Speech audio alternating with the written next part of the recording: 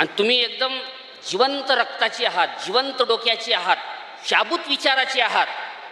आणि तुमच्या गुरुजीचा वाढदिवस आहे, आमच्या मित्राचा वाढदिवस आहे, तो पण शाबूत विचाराचा आहे, जिवंत डोक्याचा आहे आणि सळसळत्या रक्ताचा आहे. नाही तर काय होते, लोकांमध्ये रक्त असतंय पण सारं सळसळतच नाही. त्याचं कारण आहे, परड बघितलंय, परड तसे पडून असतात ते, कारण त्याचं रक्त थंड असतं, जिवंत रक्त जे असतं ते गरम असतं. मग तुम्ही सगळे जे आहात ते असे सळसळत्या रक्ताचे आहात. आता गुंजननं प्रेम कविता तुमच्यासमोर ठेवली, जवानी. किरण सर आपले हळूहळू पांढरे व्हायला लागलेले आहेत, काय काय लोकांचे पार झालेले आहेत. पण एक गोष्ट आहे साहेब, तोफा किती जुन्या असू द्या, बारूद किती जिवंत आहे हे महत्वाची गोष्ट असते. आणि विठ्ठल, आमची जवानी अजून गेलीच नाही. ज्याची जवानी जाते त्याचं इथं काहीच काम नाही. पटकनी एक गाडी भर लाकडं टाकायचे, पोतभर गवऱ्या टाकायच्या, तुझा रस्ता मोकळा तुझ्यासाठी. पेटून घे नाही तर पेटून देतो. तर आपण सगळे माणसानं प्रेम केलं पाहिजे. तुम्ही या माणसाच्या प्रेमासाठी इथं आलेलं आहात. आणि रविराज, जी माणसं प्रेम करतात ती माणसं जिवंत असतात. जी माणसं प्रेम करत नाहीत ती माणसं जिवंत नसतात. मग तुम्ही सगळे जे आहात, तुम्हाला वाटेल प्रेम करायचं म्हणजे काय मुलीवर करायचं, असं नाही. आईवडिलांवर प्रेम करा, गुरुजनांवर प्रेम करा, बायकोवर प्रेम करा, स्वतःच्या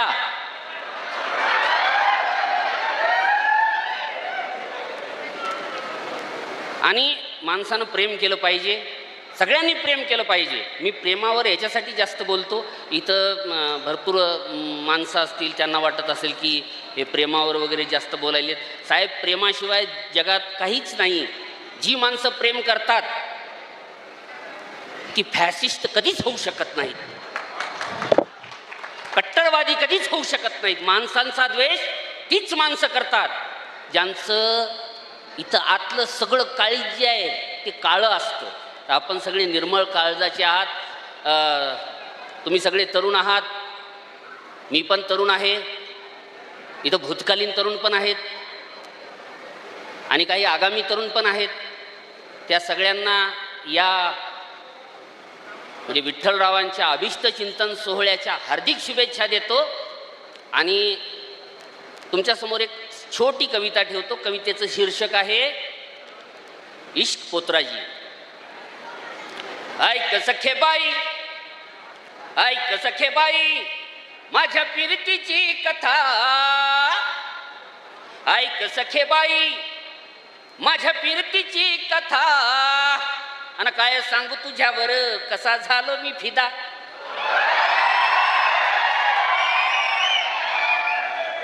हे टायमिंग जमलं पाहिजे बरं.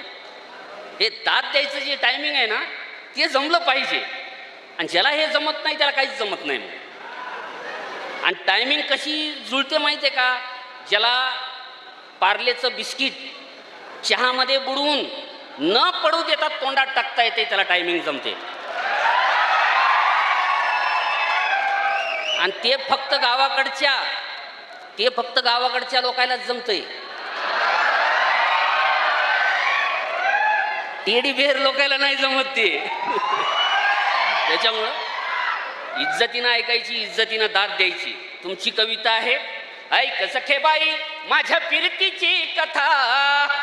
आणि काय सांगू तुझ्यावर कसा झालो मी फिदा. अन सखे साजने ग, अन सखे साजने ग, बाईल माझ्या घराची तू. बाईल म्हणजे धनीन, मालकीन. म्हणजे जिच्यावर प्रेम केलं तीच आपली मालकीन असली पाहिजे. नाहीतर तुमच्या वयामध्ये लय भारी असते ते लिखता हूं खून से शाई मत समजना अमार की भाड्या. तुला ह्याच्यासाठीच मोठं केलेलं आहे. हे असले फालतूपणे नाही करायचे. माणसाने एक गोष्ट शिकली पाहिजे की प्रयत्नवादी असलं पाहिजे.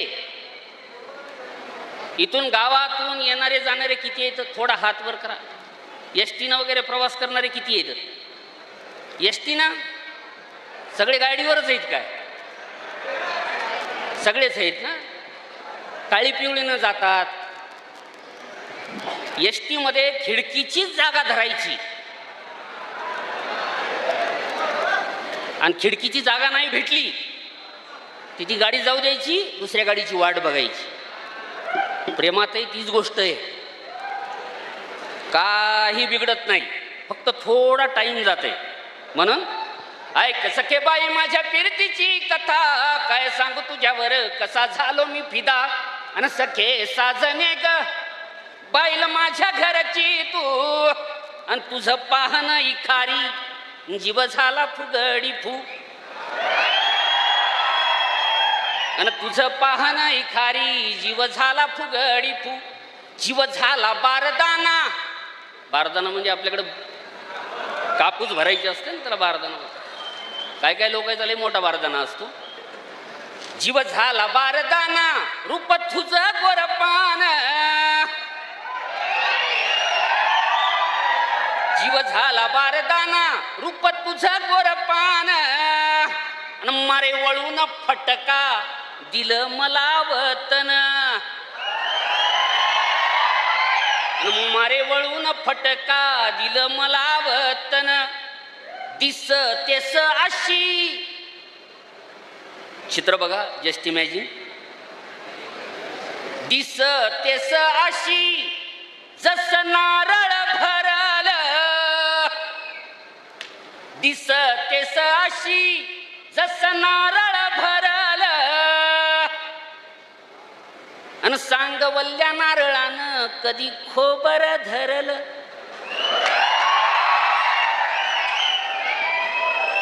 आणि सांगवल्या वा आता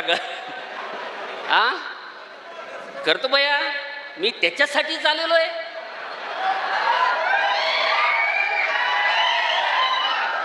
महत्वाची गोष्ट काय, अविनाशने आत्ता सांगितलं की वन्स मोर म्हणून एवढी संख्या वाढली की आपण चीनला मागं टाकलेलं आहे. चीन एवढूसं नाक घेऊन मिरवत होता, जगात आमची लोकसंख्या एवढी, आमची लोकसंख्या एवढी. फक्त एका कोरोनामध्ये भारतानं अख्ख्या जगाचा बॅकलॉग घेऊन होता.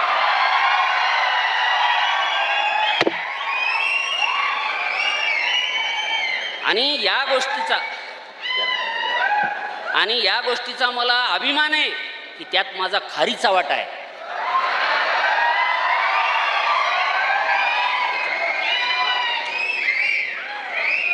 किरण सर, आता विठ्ठलला माहीत आहे की लॉकडाऊनमध्ये काय परिस्थिती होती. एकमेकांना का बोलू, मला बोला काय बोलायचं ते. काय झालं भैया?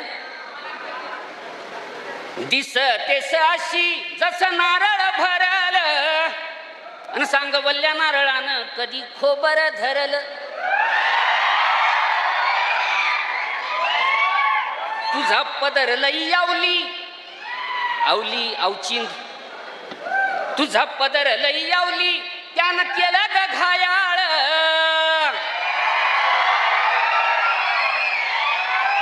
इथं मी म्हणणार नाही, जस्ट इमॅजिन, डायरेक्ट बघायचं. आणि ज्याला ज्याचे पदर आठवायलेत त्यानं गोड मानून घ्यायचं. तुझा पदर लई आवली, तुझा पदर लई आवली त्यानं केलं ग घायाळ. आणि फोक मारिला असा की त्याचा बुझच नावळ.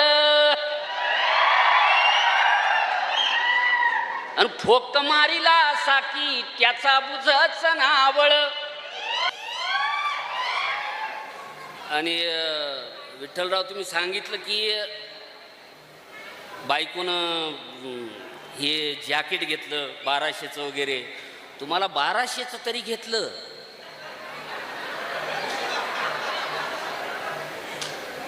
काय काय लोकांच्या नशिबात ते पण नाही. आता हेला ही गोष्ट कळणार नाही, कारण ह्याचं भाजलेलं नाही.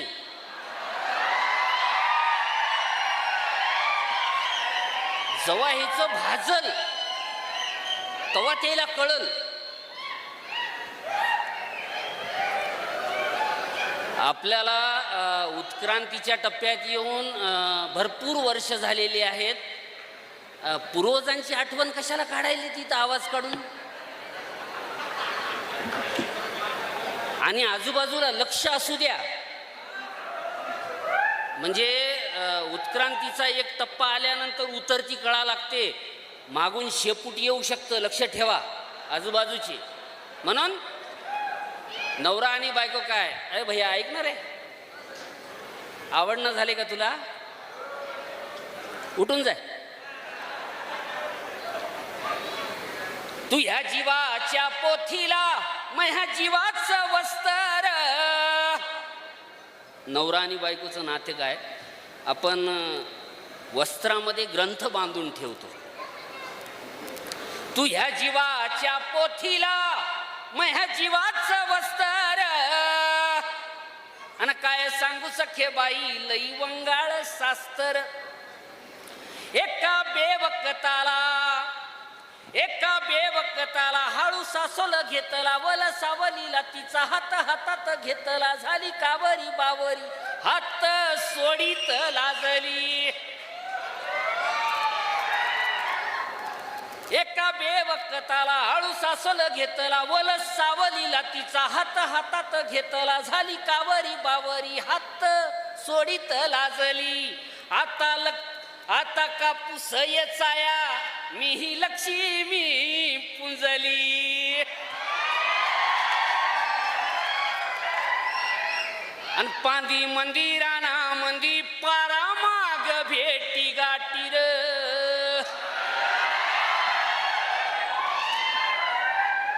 जुने भेटायचे ठिकाणं होते.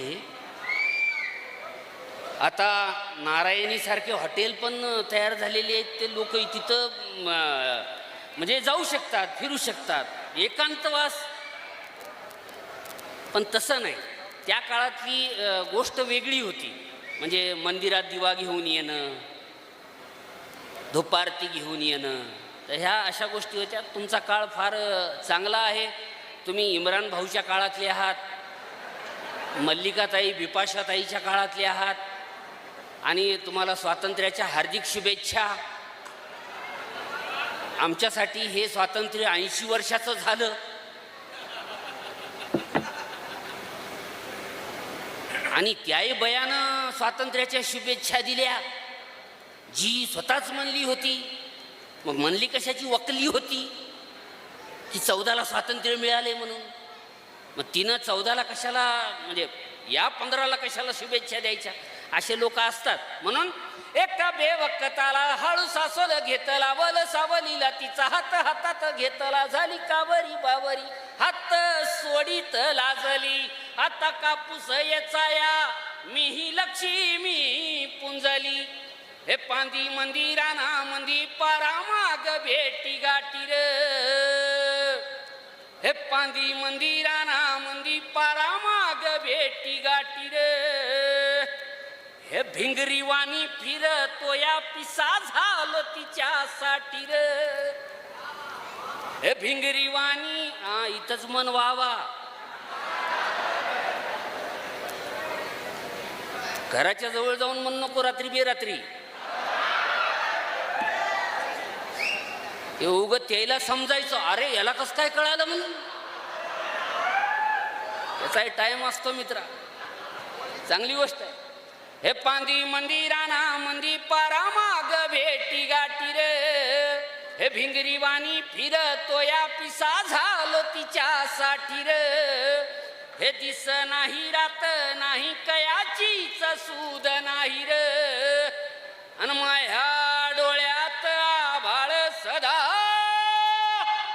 वाट तिची पाहिर.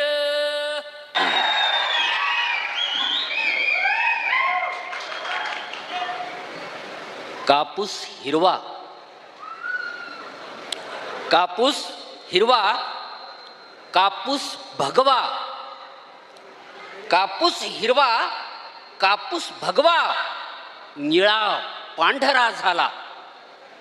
कापूस हिरवा, कापूस भगवा, निळा पांढरा झाला. पण साऱ्या झेंड्यांचा कपडा, पण साऱ्या झेंड्यांचा कपडा शेतामधून आला.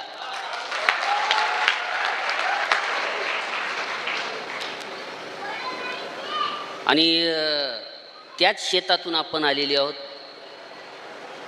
हा माणूस जो बसलेला आहे तो कष्टकऱ्याचा, शेतकऱ्याचा पोरगा आहे.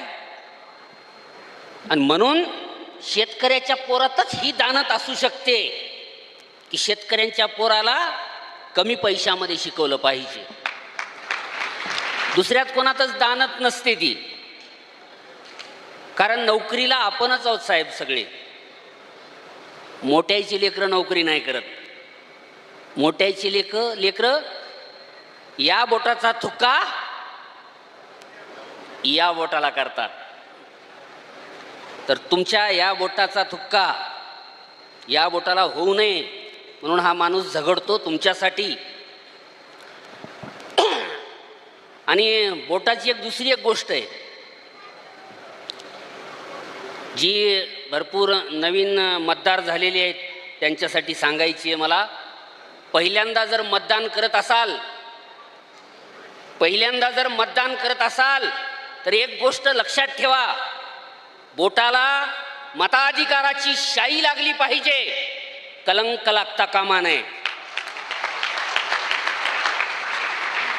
आणि हा अधिकार देणारा जो माणूस होता ते महामानव डॉक्टर बाबासाहेब आंबेडकर यांच्यावर लिहिलेली माझी एक कविता आहे. माझ्या माईनं मला विचारलेला प्रश्न. विठ्ठलराव आपल्या सगळ्यांच्या माया विचारतात, अडाणी आहेत त्या. माझ्या माईनं विचारलेला प्रश्न की तू बाबासाहेबाचं नाव घेतो, बाबासाहेब बाबासाहेब बाबासाहेब, काय नेमकं आहेत कोण तुझे बाबासाहेब? तर या कवितेतून मी माझ्या आईला बाबासाहेब सांगितले होते. भीम मोत्याचा हार ग माय, त्याला गळ्यात घालून मिरवावं. हे भीम मोत्याचा हार ग माय, भीम नंगी तलवार ग माय. हे भीम मोत्याचा हार ग माय, भीम नंगी तलवार ग माय. भीम काळजाची तारी ग माय, भीम काळजाची तारी ग माय. भीम निळाईच्या पार ग माय. हे भीम मोत्याचा हार ग माय, भीम नंगी तलवार ग माय. गुलामीने हाल हाल केले, गुलामीने हाल हाल केले. मूकनायकाचे डोळे ओले, त्याचे मनूच्या छातीत भाले, त्याचे मनूच्या छातीत भाले. हे भीम हत्ती सारे रान हाले. हे भीम विचाराला धार ग माय, हे भीम विचाराला धार ग माय. भीम नंगी तलवार ग माय. भीम रक्तात भक्तात आला. पहिलं मरीमाय, पोचीमाय, मसोबा अंगात यायची. मधल्या काळामध्ये, याही काळात काही काहीच्या अंगामध्ये बाबासाहेब यायला लागलेले आहेत. अशा हरामखोर अवलादी कुठं दिसल्या तर पालतं घालून तुडवा हरामखोरांना. आणि मार्केटमध्ये लई प्रकारचे रक्त आलेले, भगवं रक्त, निळं रक्त, पिवळं रक्त, पांढरं रक्त. ह्या रक्ताची कोणी दिसले ह्या माणसाची अवलादीच नाही समजायचं.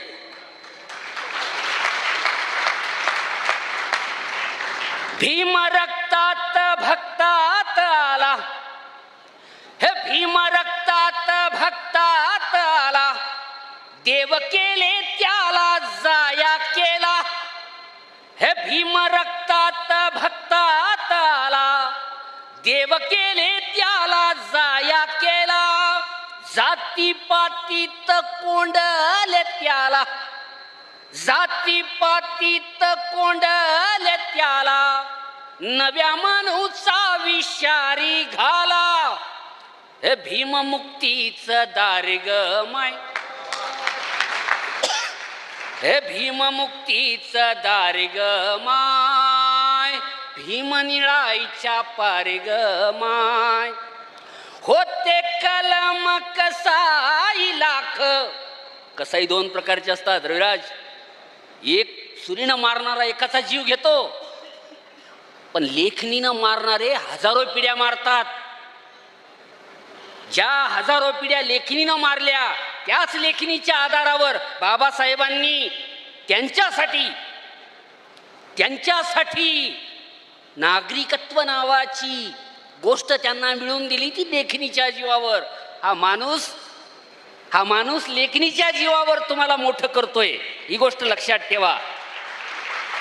त्या अनुयायी काय जातीत नसतात. लय लोकांची हिंमत होत नाही फोटो ठेवायची. इथं कोणत्याच देवा धर्माचा फोटो नाही, इथं महामानवांचे फोटो आहेत. म्हणून होते कलम कसाई लाख, हे भीम खोट्यांची करी तो राख. त्याने पाचर ठोकली अशी, ही पाचर आरक्षणाची आहे, ही पाचर या देशाच्या नागरिकत्वाची आहे. म्हणून त्याने पाचर ठोकली अशी, साऱ्या वैऱ्यांना भीमाचा धाक. हे भीम जळता अंगार ग माय, हे भीम जळता अंगार ग माय, भीम निळाईच्या पार ग माय, भीम सूर्याची वात ग माय, हे भीम सूर्याची वात ग माय, जाळे अंधारी रात ग माय, भीम समतेचा हात ग माय, भीम ममतेची थाप ग माय. त्याचे लाख उपकार ग माय, लाख लाख उपकार ग माय, भीम निळाईच्या पार ग माय.